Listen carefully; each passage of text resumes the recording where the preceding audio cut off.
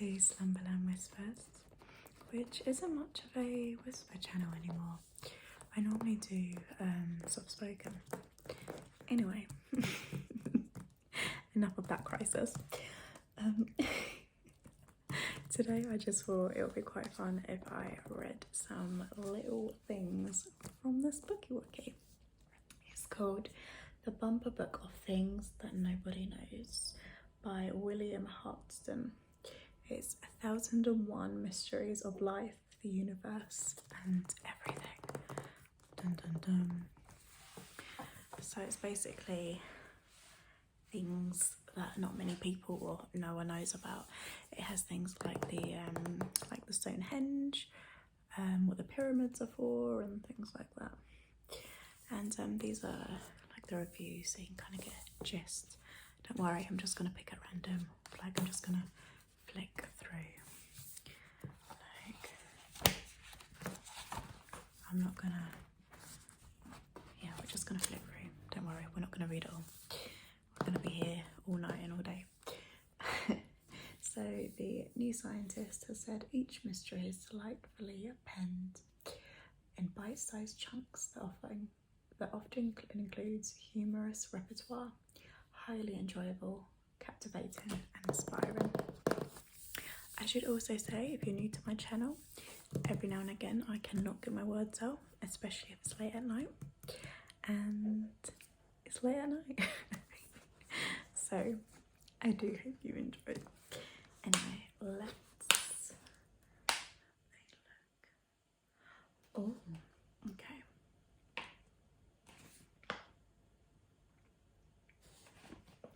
So this section, see, these are the pages, like that's the, obviously that's the title kind of thing, and then that is the whole chunk, and then we move on. So that's kind of like how it works. Oh, that's like a penguin thing. I want to read the ones about the animals. Okay, I want to read this one first. I'm also incredibly decisive too. Anyway, so this one says, what proportion of all the people who have ever lived are alive today? Not many, I don't think. It says, it is frequently claimed by lovers of useless information that half the people who have ever lived are alive today. This is a complete nonsense. This is complete nonsense, not this is a complete nonsense. But even estimating the correct figure is not easy. This whole video should just be a blooper, but I hope it's relaxing for you. Since before the middle of the 19th century, accurate population figures were not known for large areas of the world. We know that the population rose above 7 billion in 2011. It reached 6 billion in 1999, 5 billion in 1987, and is estimated to have first passed the billion mark in 1804. It says around the birth of Christ, okay, the world population is thought to have been around 200 million. But before that, everything is guesswork. And even if we only go back as far as the evolution of modern man, which is the Homo sapiens sapiens, we have at least 200,000 years of humans to count. I can't even comprehend that. How do you comprehend that? You just can't. It says making certain assumptions about population growth and assuming that no great population explosion or disaster we do not know about, then it has been estimated that the total number of humans who have ever lived is about 110 billion, of whom just over 6% are alive today, but we will never know the true figure. Gosh, that's an extortionate amount.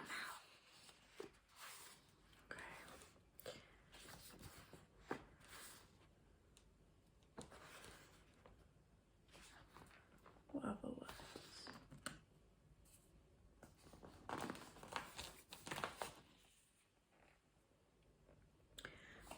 this one. Do female birds prefer intelligent males? I don't know. Should we carry on reading? Research on a number of species of birds are showing that females prefer to mate with more intelligent males. If that was the case with humans, there wouldn't be much action. Female songbirds choose males with more complex songs, and complexity of song is a sign of superior brain development. I learnt that. I already knew that. David Attenborough. Female crossbills choose males who have shown the greatest prowess at foraging. Female bowerbirds go for males with the snazziest displays in their nests. And both female zebrafinches and female bowerbirds have been shown to go for the males that perform best at problem-solving tasks. With the exception of the crossbills, however, none of the females in the above studies saw the male performing a task that could be directly linked to intelligence. If we could ask the birds whether they preferred more intelligent males, we cannot tell if they would say yes. You can't ask birds that anyway, but moving on. There is also the possibility that the male birds have simply learnt how to attract females. If the girls like the pretty nest or a nicely warbled song, the brighter males will give it to them. The females need not think of their chosen males as intelligent, merely as good home decorators or singers.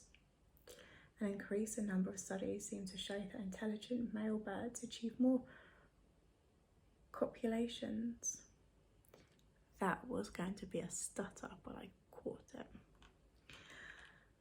But it may be a form of intelligence that is designed just to give the girls what they want. In any case, intelligence may not be the best thing for males to have in all species of bird. Female African widow birds choose males with the longest tails, and the longest tails and widow birds have never been associated with a high level of intelligence.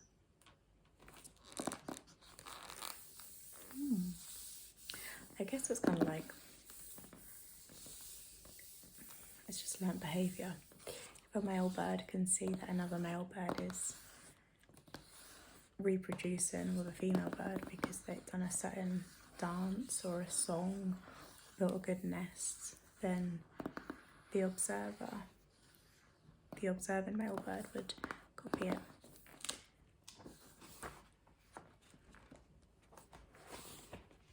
Oh, dogs. We're gonna read this bit. I love doggies. Oh, I got really close to you. I'm gonna get even closer. Hello. It says dogs. Isn't it normal for dogs to chase their tails? It's really close. Hi. Until recently, tail chasing in dogs was seen as perfectly normal, and several reasons were offered for why they might do so. It could be boredom or fleas, or a natural response to suddenly catching sight of something usually outside of its line of vision. In 2012, however, researchers in Helsinki came up with another diagnosis: Obsessive-Compulsive Disorder.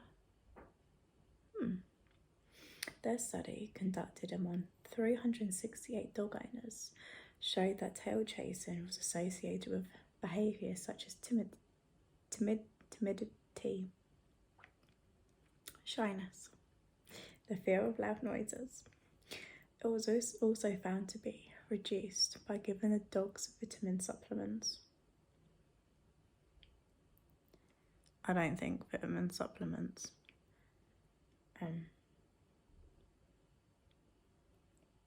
helps with OCD, but okay. They concluded that tail chasing could be a mental health issue, but thought that a genetic component probably also played a part. Wow.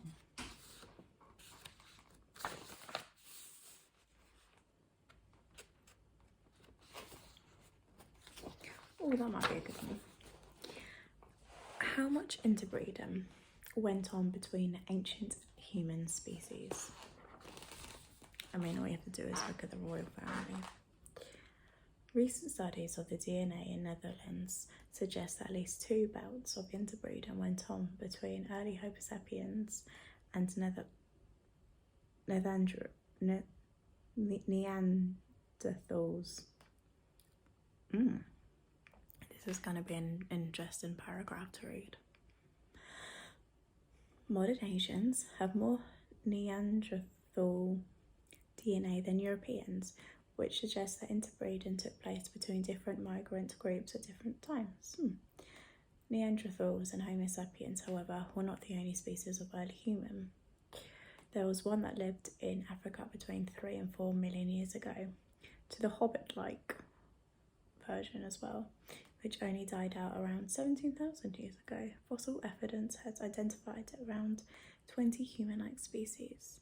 The only one, apart from the Neanderthals, that Homo sapiens is known to have interbred with are the recently discovered Denisovans. Why did I choose to read this bit? Of which fossils were unearthed in Siberia. Whether modern humans did or even could breed with other species is unknown.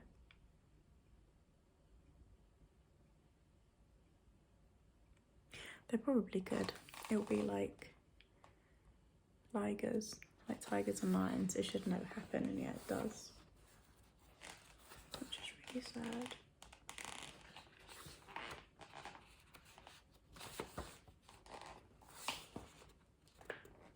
Who invented the doorknob? On the 10th of December 1878, the Black American inventor Osborne Dorsey was granted US patent number 2010-762 for his door holdings device. On the basis of this, Dorsey is often credited with being the inventor of the doorknob, but around 100 doorknob patents had been issued in the 40 years before Dorsey's device. The door came before the doorknob. Even earlier, glass doorknobs had been popular, while the French and English had used ceramic ones before cast metal knobs and knobs made of potter's clay began to appear. The Oxford English Dictionary dates the earliest recorded use of the word doorknob to a US patent of 1847, but Dorsey's may indeed have been the first doorknob that had been more than decorative use and could actually been turned to close and open a door.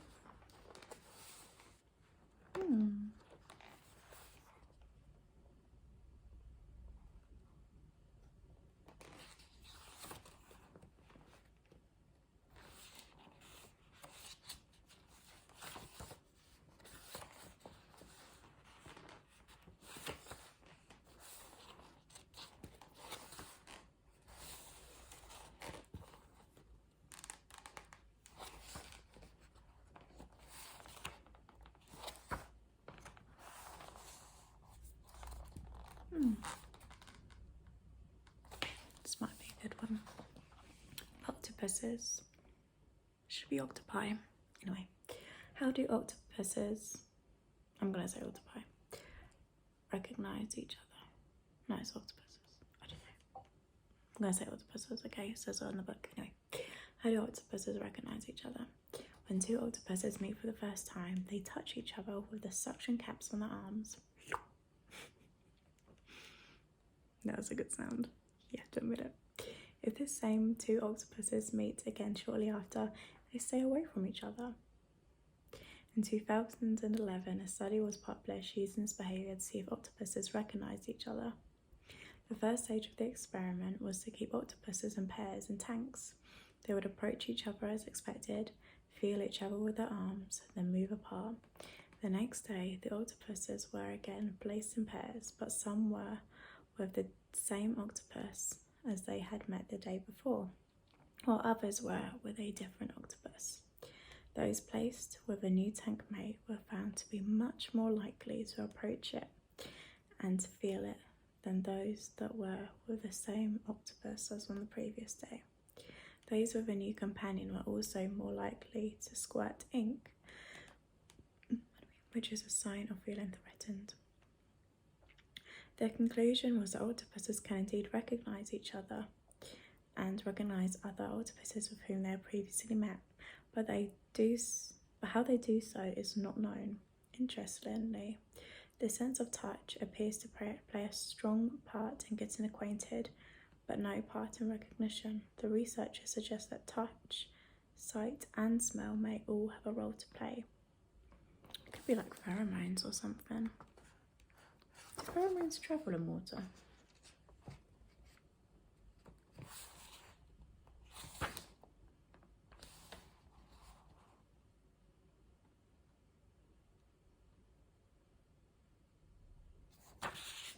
Okay, I'm reading this one. Why do ostriches,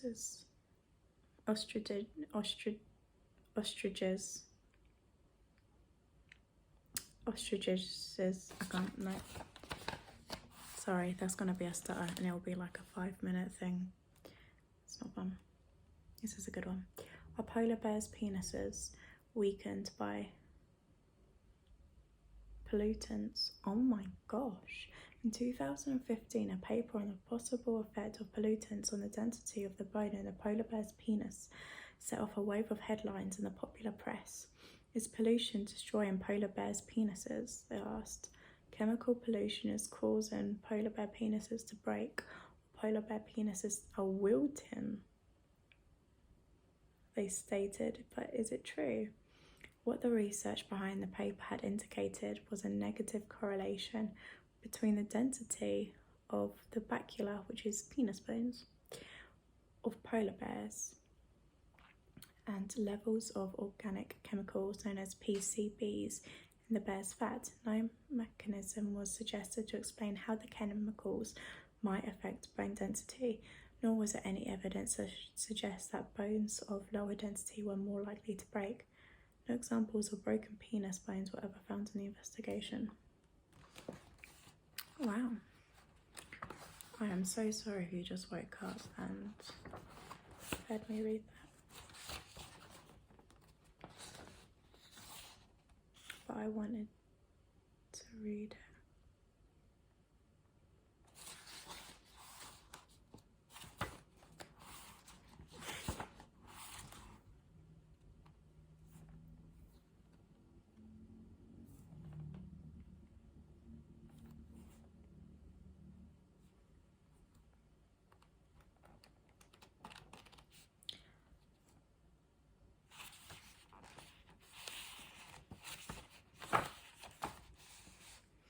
This is about witches. Let's read that.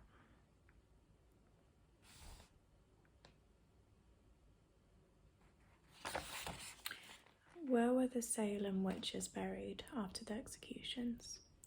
In 1692, in the town of Salem, Massachusetts, over 200 people, mostly women, were arrested on suspicion of witchcraft.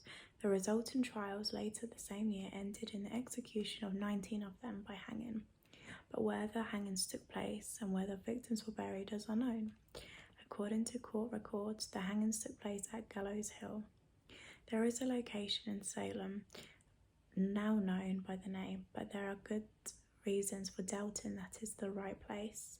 For one thing, the hill was too steep for the cart supposedly going to fetch the bodies to have made its way up to the supposed point of the hangings, and for another, the son of one of the victims was said to have rowed a boat to the base of the hill after the burials to exhume his mother and give her a proper Christian burial. Yet there is not and never has been a waterway leading to the present Gallows Hill. Other smaller hills in the area have also been suggested as the location of the original Gallows Hill, but without convincing evidence.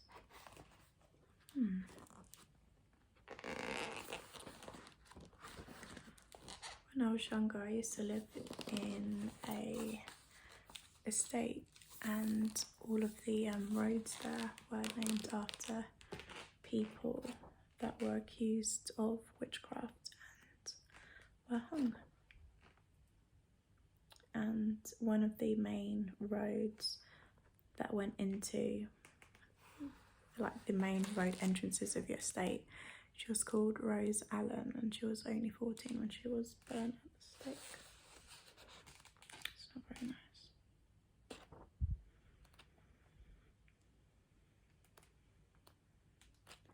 I think we need to read something a little bit happier.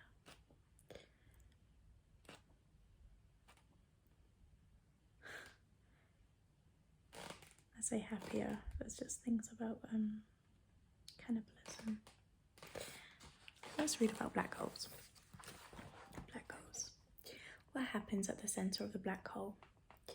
In 1931, an Indian physicist calculated that when a high mass star collapses, the gravitational pull of its mass can be enough to compact it into an ever smaller space until it has shrunk into nothing, but a nothing of huge mass. In other words, it has a radius of 0 and infinite density. How horrifying. Furthermore, its gravitational pull will be so great that anything, even light itself, within a certain distance, later called the event horizon, will be sucked in and never escape. So it literally sucks in light. That's crazy. The whole concept seems so preposterous to some astronomers that they refused to accept it, but later observations confirmed his theory, and his infinitely tiny yet infinitely mighty masses were dubbed black holes, despite long resistance by the French, as the term, when translated into their language, means something rude. Black holes are now accepted as part of the cosmological landscape, but the infinite density and the centers continues to pose problems. According to Einstein's theory of general relativity, at the center of the black hole, space-time curvature becomes infinite, and the pull of gravity is infinitely strong. Mathematically, the center of the black hole is a singularity where space and time break down, as do the laws of physics themselves. That's crazy.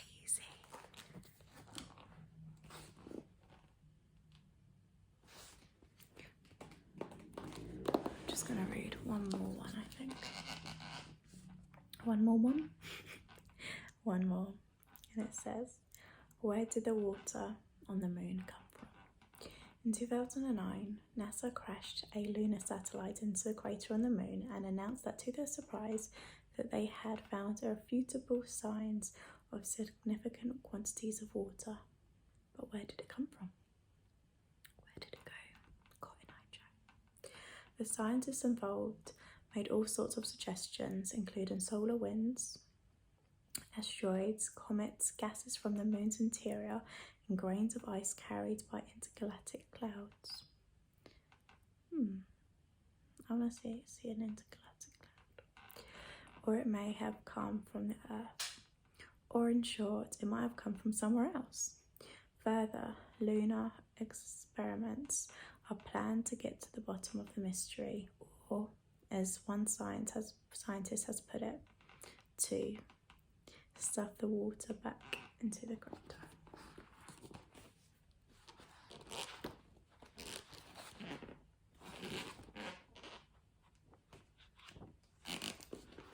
It's very squeaky, this book. It's just such a big book.